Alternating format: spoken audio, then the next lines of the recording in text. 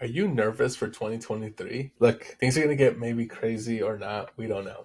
If I were to survive the recession for 2023 as a small business owner, these are my top priorities. My number one, and I know I should have put this at the end of the video, but I want it to be my number one. That is having systems built out throughout my business. I want to have clear steps of what I am doing, goals, and systems within my business. The reason I would want clear systems to help me out in a recession is so that I can find out what is the quickest and most efficient way to get things done. If I ever needed to expand during the recession, I don't have to spend a lot of money and time training somebody.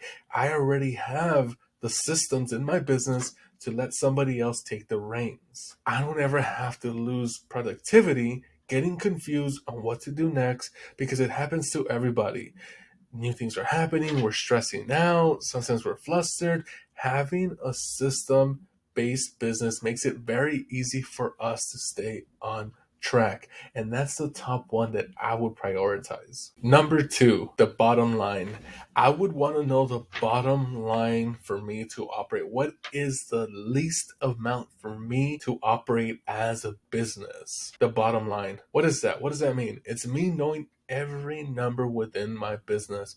How much does it really cost me to operate? I would want to know on a monthly basis, on a weekly basis, on a daily basis, and I would also want to know for every product and service how much that really costs. Trust me, in a recession, the first thing we want to do is see how much can we save and still operate at a high quality standard. Number three, I would work on my channels. No, not the famous Cologne Chanel. What does that mean? If I need to pivot, I want to make sure that I start working on other avenues of income or revenue avenues, right? Because it's really, really important for me to not put all my eggs in a basket. I had all my eggs in one marketing avenue, and as soon as Instagram and social media started having difficulties, we had to replan everything. I know both of us went through that together. You remember a couple weeks ago how Instagram started to change everything and we all kind of panicked? Where's our viewers? Why is our ads numbers not making sense anymore? What's going on? Adjust yourself by always creating more avenues for you to enter and penetrate, whether it's new markets, new business ventures, whether it's new services, product lines. I would find new avenues for me to get into.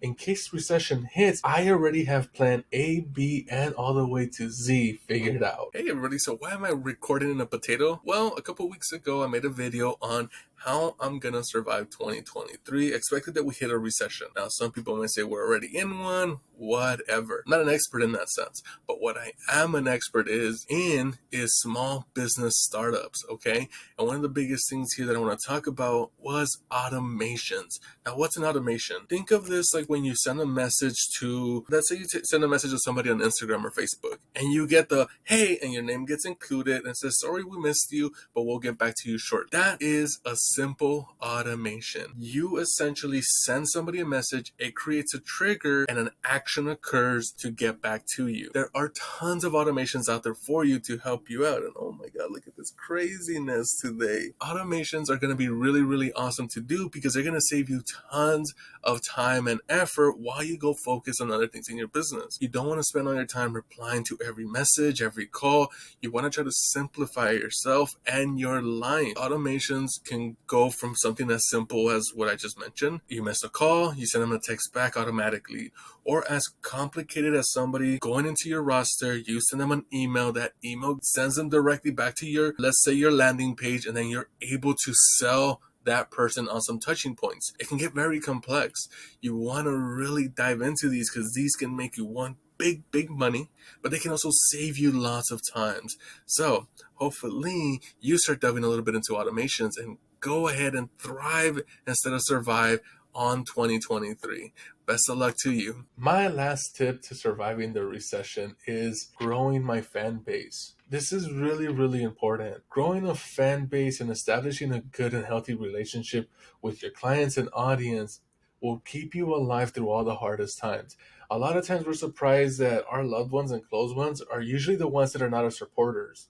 It's usually our audience base. So pay attention to them. Send them hellos, feedback, reach out, ask for feedback yourself. Say, hey, how are things going for you? Just start a simple conversation. It doesn't always have to lead to a sale. Having a good relationship with your clients and your audience can establish a strong foundation for your business.